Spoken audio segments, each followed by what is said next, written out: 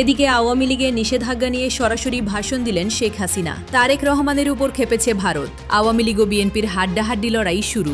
আমাদের কথা স্পষ্ট যে আওয়ামী লীগের নিষেধাজ্ঞা প্রত্যাহার করতে হবে, কারণ আওয়ামী লীগের নিষেধাজ্ঞা দেওয়ার কোনো অধিকার অবৈধভাবে ক্ষমতা দখলকারীদের নাই। আওয়ামী লীগ যত নেতা কর্মী বন্দী, সমস্ত রাজনৈতিক নেতা কর্মীদের মুক্তি দিতে হবে। আজকের বৈঠকে খলিলুর রহমান এবং ভারতীয় মন্ত্রীদের যে তাদের এনএসএর যে বৈঠক, সেখানে বলা যায় সারসংক্ষেপে যে এটি একটি জটিল দাবার চাল। তাদের যেভাবে জামাতের সাথে এনসিপির সাথে আঁতাত করে এই যে অধ্যাদেশগুলোকে নিয়ে আসা হচ্ছে সংসদে, সেইটা যাতে না হয় তার জন্য ভারতও কিন্তু এবার ভালোভাবেই লাগবে। ডক্টর খলিলুর রহমানকে ভালোভাবে বুঝিয়ে দেওয়া হবে পুরো ব্যাপারটি। সকলে কিন্তু বেঁচে যাবেন। খেলা যে চলছে কোন লেভেলে কল্পনা করতে পারবেন না।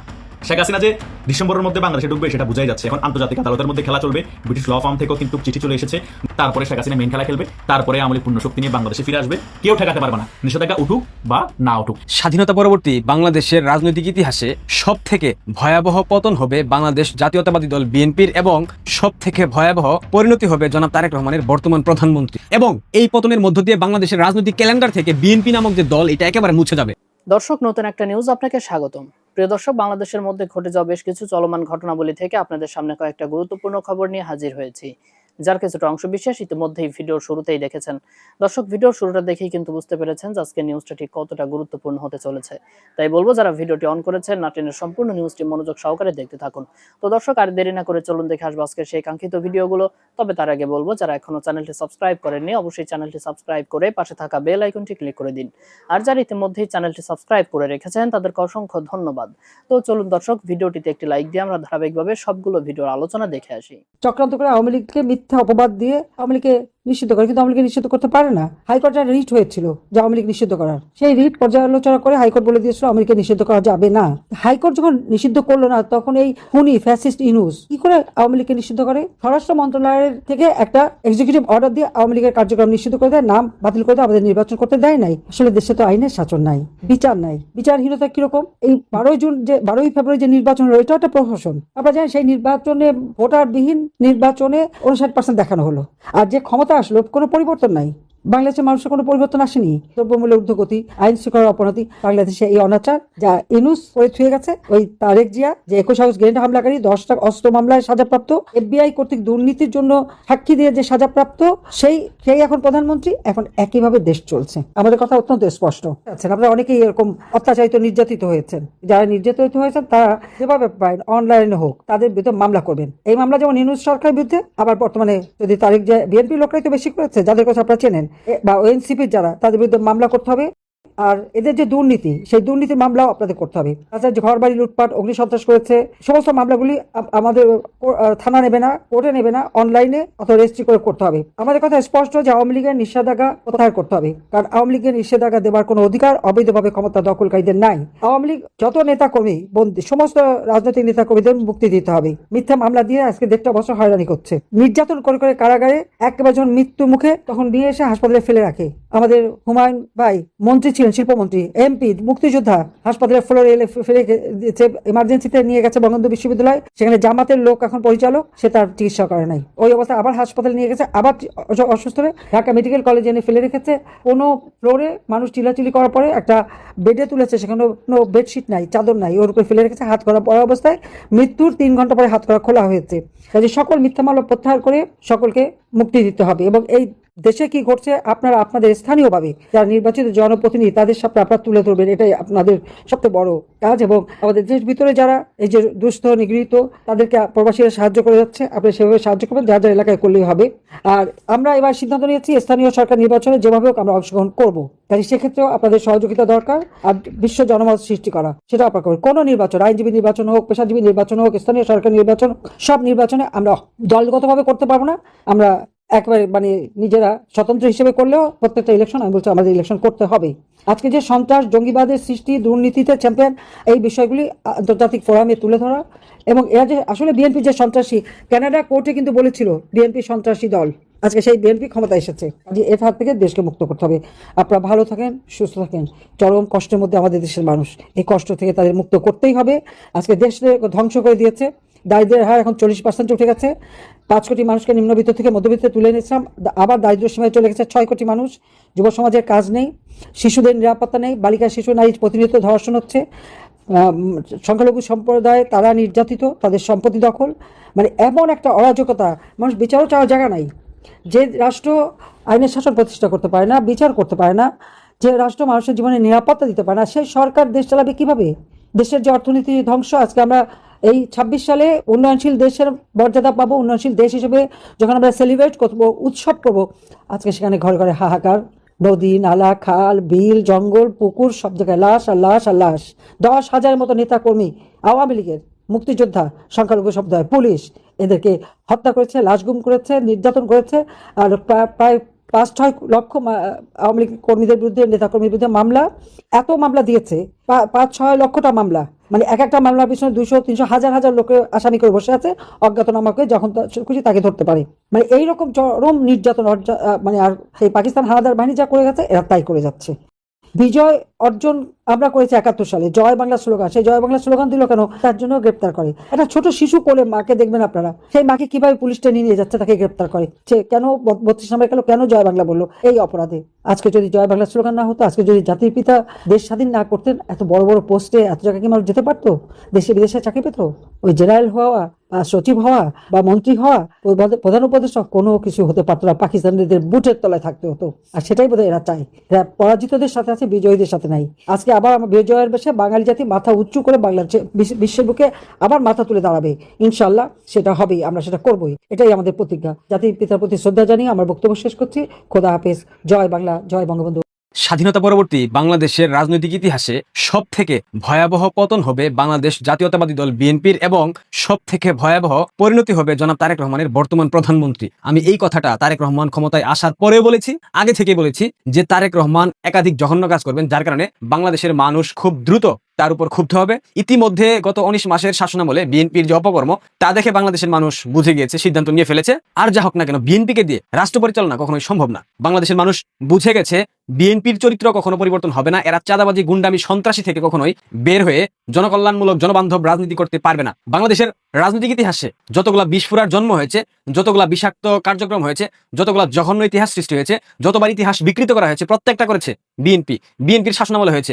এই কথা আপনারা কেউ অস্বীকার করতে পারবেন না, এটা সবাই জানে। আওয়ামী লীগের 17 বছরের 16 বছরের কিংবা 15 বছরের যাই বলেন না কেন, এই দীর্ঘ শাসনামলে বাংলাদেশে যে উন্নয়ন হয়েছে, বাংলাদেশে যে ইনফ্রাস্ট্রাকচারাল উন্নয়ন হয়েছে, এইগুলা কি আপনারা কি অস্বীকার করতে পারবেন? এই উন্নয়নগুলা তো শেখ হাসিনার হাত দিয়ে হয়েছে।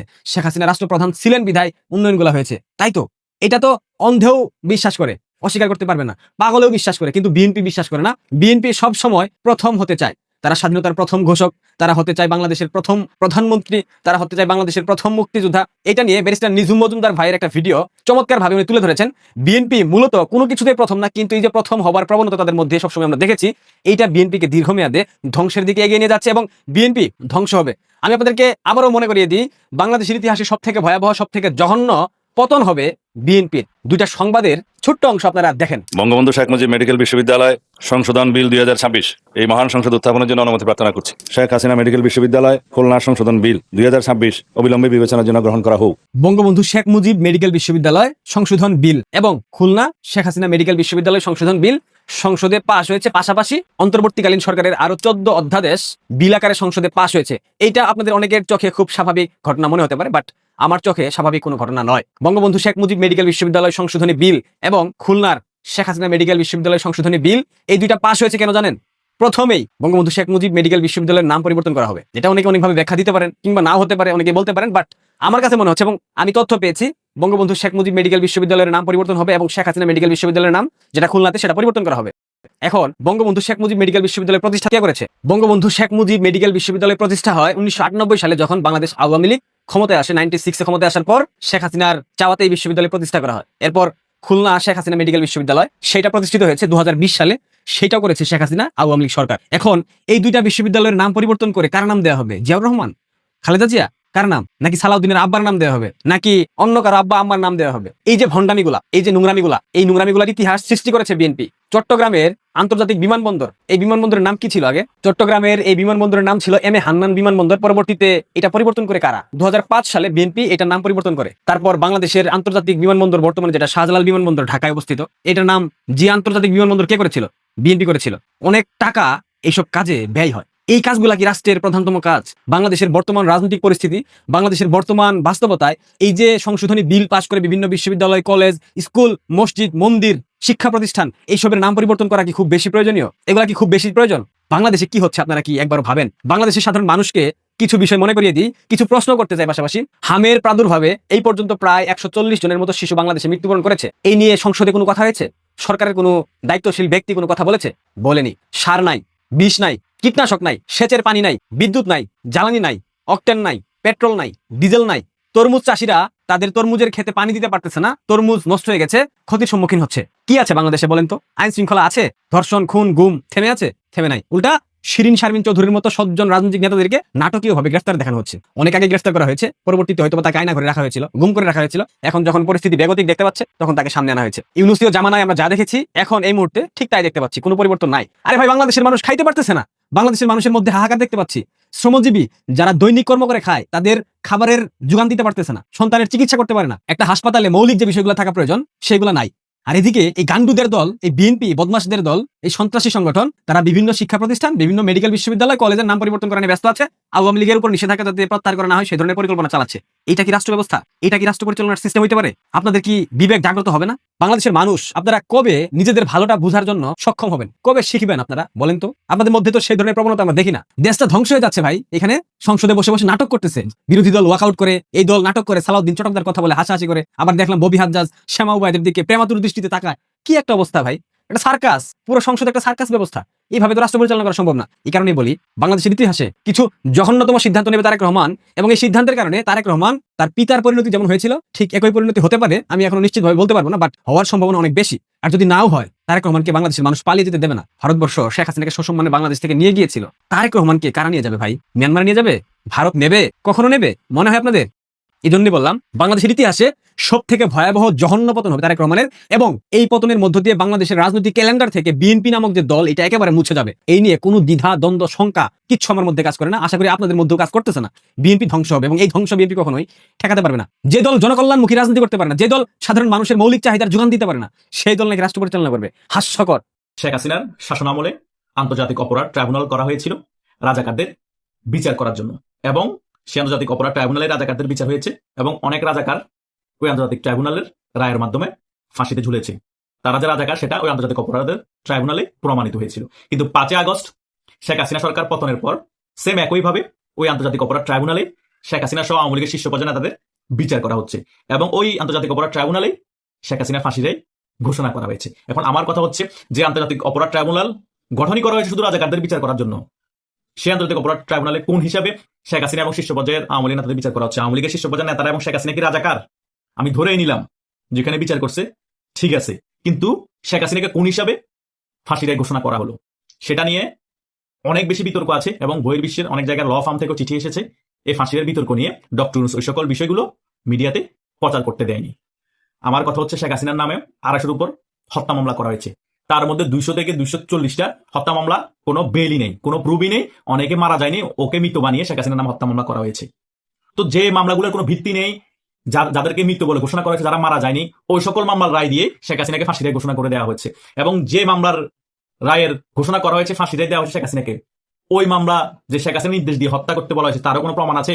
নিজেরা মামু ভাই না কোর্টের মধ্যে বসে বসে ক্যাঙ্গারু কোর্টে নিজেরা সিদ্ধান্ত নিয়ে নিজেরা প্রমাণ করে নিজেরাই শেখ হাসিনার মামলায় ঘোষণা করে ফাঁসির রায় দিয়ে দেওয়া হয়েছে। সে বিষয় নিয়ে বিতর্ক এখনো চলমান, তখনও হয়েছে। শুধু তাই নয়, গত কিছুদিন আগে ব্রিটিশ ল ফার্ম থেকে এই আন্তর্জাতিক অপরাধ ট্রাইব্যুনাল চিফ প্রসিকিউটরের কাছে একটি চিঠি পাঠানো হয়েছে, কিন্তু আন্তর্জাতিক অপরাধ ট্রাইব্যুনাল চিফ প্রসিকিউটর সেটা ডাইরেক্ট অস্বীকার করেছে। তারা বলেছে আমরা কোনো চিঠি পাইনি, এবং চিঠি পাঠানোর তো কোনো প্রশ্নই ওঠে না। শেখ হাসিনার ফাঁসির রায় যেটা ঘোষণা করা হয়েছে সেটা নিয়ে কোনো প্রশ্নই তোলা যাবে না। কিন্তু ওই British law firm Kingsley Napley clearly বলে দিয়েছেন, শেখ হাসিনার যে ফাঁসির রায় ঘোষণা করা হয়েছিল সেটা সম্পূর্ণরূপে বিতর্কিত, সে ফাঁসির রায় বাতিল করতে হবে। কোনো প্রমাণ ছাড়াই শেখ হাসিনাকে ফাঁসির রায় ঘোষণা করে দেওয়া হয়েছে ষড়যন্ত্রমূলকভাবে। 14 দিনের মধ্যে বিস্তারিত প্রমাণ সহ শেখ হাসিনা যে হত্যা নির্দেশ দিয়েছে সকল কিছু তথ্য ওই ল ফার্ম কিংসলে নেপলির কাছে প্রেরণ করার জন্য বলা হয়েছে এই আন্তর্জাতিক অপরাধ ট্রাইব্যুনাল চিফ প্রসিকিউটর আমিনুল ইসলামকে। কথা বুঝতে পেরেছেন? যদি কোনো সত্যতা না পাই শেখ হাসিনা হত্যা নির্দেশ দিয়েছে, তাহলে কিন্তু আন্তর্জাতিক আদালতের মধ্যে এই মামলাগুলো চলে যাবে, এবং শেখ হাসিনা হয়তো আন্তর্জাতিক আদালতের মধ্যে এই মামলাগুলো ফেস করবে। তখন কিন্তু চিফ প্রসিকিউটর সাজানো যারা আছেন ক্যাঙ্গারু কোর্টের সকলে কিন্তু বেঁচে যাবেন। খেলা যে চলছে কোন লেভেলে কল্পনা করতে পারবেন না। শেখ হাসিনা যে ডিসেম্বরের মধ্যে বাংলাদেশে ঢুকবে সেটা বোঝাই যাচ্ছে। এখন আন্তর্জাতিক আদালতের মধ্যে খেলা চলবে। ব্রিটিশ ল ফার্ম থেকেও কিন্তু চিঠি চলে এসেছে। যতই চিফ প্রসিকিউটর আমিনুল ইসলাম ভাই অস্বীকার করুক আমরা চিঠি পাইনি, চিঠি দেওয়ার কোনো প্রশ্নই উঠে না, শেখ হাসিনার মামলার রায় নিয়ে কোনো প্রশ্নই করা যাবে না, প্রশ্ন উঠবে না। কেন উঠবে না? শেখ হাসিনার অনেকগুলো মামলা থেকে তো খালাস পেয়ে যাচ্ছে, যেগুলো হত্যা মামলা করা হয়েছে একে তো খালাস পেয়ে যাচ্ছে। শেখ হাসিনাকে তো কোনোভাবে আটকাতে হবে, সে কারণে যে কোনো একটা মামলার রায় আগেভাগে ঘোষণা দিয়ে দিয়েছে ডক্টর ইউনূস ফাঁসি রায়, যাতে শেখ হাসিনা কোনোভাবে দেশে ফিরে না আসতে পারে। কথা বুঝেন নাই? যে ফাঁসি রায়টা দিছে সেটাই এখন ডক্টর ইউনূসের কাল হয়ে দাঁড়াবে, বিএনপি সরকারের কাল হয়ে দাঁড়াবে, কারণ এটার কোনো প্রমাণ নাই। ভুয়া একটা ফাঁসি রায় তড়িঘড়ি করে দিয়ে ফেলেছে। আন্তর্জাতিক আদালতে যখন এই সকল মামলা উঠবে একটাও ধুপে টিকবে না, কারণ 250 উপর যে হত্যা মামলা দেওয়া আছে তার মধ্যে 240টার উপরে ফাও মামলা, 10টা কোনো সত্যতা না পেয়ে শেখ হাসিনাকে ফাঁসানো হয়েছে। কথা বুঝতে পেরেছেন? আপনার শেখ হাসিনাকে ফাঁসাতে গিয়ে আপনার নিজেরাই ফেসে যাবেন। যারা মারা গিয়েছে তাদেরকে এখন কবর থেকে উঠিয়ে আবার ফরেন্সিককে নিয়ে যান, ফরেন্সিক রিপোর্ট সত্যতা যাচাই করতে হবে। তারা কি আসলে পুলিশের গুলিতে মারা গিয়েছে না 7.6 স্ন্যাপের গুলিতে মারা গিয়েছে? এই 7.6 স্ন্যাপের গুলিতে কারা গুলি করেছে এই ছাত্রদেরকে? তখন দুধ কা দুধ পানি কা পানি হয়ে যাবে। সিআই এর এজেন্টরা গুলি করেছে দেখবেন, আইএসআর এজেন্টরা গুলি করেছে, তখন তো আপনারা ফেসে যাবেন। শেখ হাসিনা ফাঁসবে না। কথা বুঝতে পেরেছেন? শেখ হাসিনাকে ফাঁসাতে গিয়ে, শেখ হাসিনার নামে মিথ্যা রায় দিতে গিয়ে সকল কিছু এখন খোলাসা হয়ে যাচ্ছে। আন্তর্জাতিক যে সকল ল ফার্ম আছে সেগুলো এখন এই আন্তর্জাতিক অপরাধ ট্রাইব্যুনালের উপর প্রশ্ন করছে, বিএনপি সরকারের উপর প্রেশার ক্রিয়েট করছে। ডক্টর ইউনূস সরকার যে সম্পূর্ণরূপে প্রশ্ন বুঝেছিল সেটাও ক্লিয়ার হয়ে গিয়েছে। কথা বুঝতে পেরেছেন? শেখ হাসিনাকে আমি কাঁচা খেলোয়াড় কখনোই ভাবিনি, ভাবতেও চাই না। শেখ হাসিনা সবসময় পাকা খেলোয়াড় ছিলেন। কথা বুঝেন নাই? শেখ হাসিনা সরকারের 16 বছর পর পতন হওয়ার পর আমি বলতেছি শেখ হাসিনা পাকা খেলোয়াড়। পাকা খেলোয়াড় না হলে শেখ হাসিনা বাংলাদেশ 16 বছর শাসন করতে পারতেন না, এবং এত বড় লাইফ রিস্ক থাকার পর শেখ হাসিনা সেফ এক্সিট দিতে পারতেন না ভারতে। শেখ হাসিনা এখনো কিন্তু খুব সূক্ষ্মভাবে খেলাটা খেলছে, সেই খেলায় আপনারা ফেসে গিয়েছেন, এবং জনগণও বুঝতে পেরেছে শেখ হাসিনা 16 বছর শাসন আমল ভালো ছিলাম, এবং শেখ হাসিনাকে মিথ্যা হত্যা মামলা দিয়ে ফাঁসানো হচ্ছে। আপনারা নিজেরাই কিন্তু ছাত্রদেরকে হত্যা করে শেখ হাসিনা সরকারের পতন ঘটিয়েছেন। সকল কিছু জনগণকে ক্লিয়ার করার জন্যই এই 2 বছরের কাছাকাছি আওয়ামী লীগ চুপচাপ হয়ে বসে আছে। আর একটু সময় প্রয়োজন আরো সবকিছু ক্লিয়ার হওয়ার জন্য। এই 4-5 মাসের মধ্যে সকল কিছু ক্লিয়ার হয়ে যাবে, তারপরে শেখ হাসিনা মেইন খেলা খেলবে, তারপরে আওয়ামী লীগ পূর্ণ শক্তি নিয়ে বাংলাদেশে ফিরে আসবে। কেউ ঠেকাতে পারবে না, নিষেধাজ্ঞা উঠুক বা না উঠুক, কারণ জনগণই আওয়ামী লীগের পাশে এসে দাঁড়াবে। 4-5 মাসের মধ্যে বিএনপি যখন দেশটা চালাতে পারবে না, ধরি মামা কেঁদে বাঁচি অবস্থা হয়ে যাবে, বিএনপি হাল ছেড়ে দিবে, তখন আওয়ামী লীগ বাংলাদেশের রাজনীতি ফিরে এসে বলবো আমরা বাংলাদেশের মানুষ আবার হাল ধরবো, আবার আরেকটি নির্বাচন হোক, আমাদেরকে আপনারা ক্ষমতায় বসান, আমরা আবার বাংলাদেশকে ঠিক করে দিচ্ছি।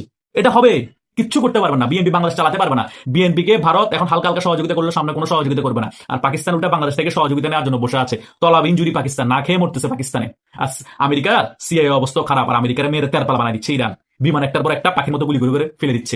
ইসরায়েল আর আমেরিকার আধিপত্য চলে যাবে, চীন আর রাশিয়া রাজত্ব করবে সামনে। কথা বুঝতে পেরেছেন? আমেরিকার আধিপত্য শেষ, বিএনপি জামাতও শেষ। এদিকে ভারত, চীন এবং রাশিয়া মিলি বাংলাদেশের সম্পূর্ণ নিয়ন্ত্রণ নিয়ে ফেলাবে, আর ভারতের নিয়ন্ত্রণ আবার আগের মতো বাংলাদেশে চলে আসবে, এবং বাংলাদেশ আওয়ামী লীগ আগের থেকে দ্বিগুণ শক্তি নিয়ে বাংলাদেশ শাসন করবে। কেউ আর বাংলাদেশ আওয়ামী লীগকে হটানোর সাহস করবে না, এবং হটাতেও পারবে না। এটা হচ্ছে বাস্তবতা, কেউ মানেন আর না মানেন।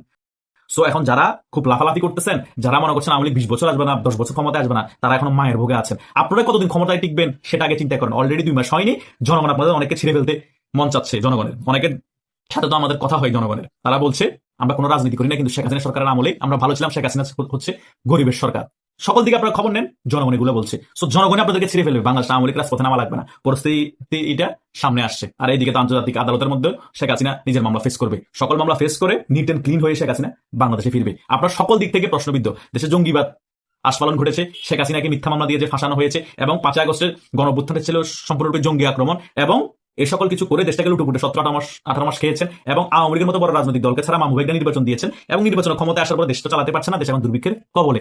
জনগণ সকল কিছু এখন একেবারে ক্লিয়ার, কার হাতেই বাংলাদেশ নিরাপদ, এবং কারাই জঙ্গি হামলা করে দেশটা ধ্বংস করেছে, কারাই জঙ্গি হামলা করে শেখ হাসিনা সরকারের পতন ঘটেছে, আর কারাই ছাত্র হত্যার সাথে জড়িত ছিল। সো আমি আর ক্লিয়ার করে বলার কিছু নেই। আশা করছি আপনার সকল বিষয় এই ভিডিওতে বুঝতে পেরেছেন। প্রিয় দর্শক, আমি আশা করছি সবগুলো ভিডিওই আপনি মনোযোগ সহকারে দেখেছেন। সেই সাথে দর্শক, এই ভিডিওগুলো সম্পর্কিত যদি কোনো তথ্য বা মতামত থাকে তাহলে তো অবশ্যই কমেন্ট করে জানিয়ে দিন। এতক্ষণ সাথে থাকার জন্য ধন্যবাদ। নিউজটি শেষ করছে এখানেই, ফিরছে আগামী ভিডিওতে নতুন কোনো টপিক নিয়ে। আল্লাহ হাফেজ।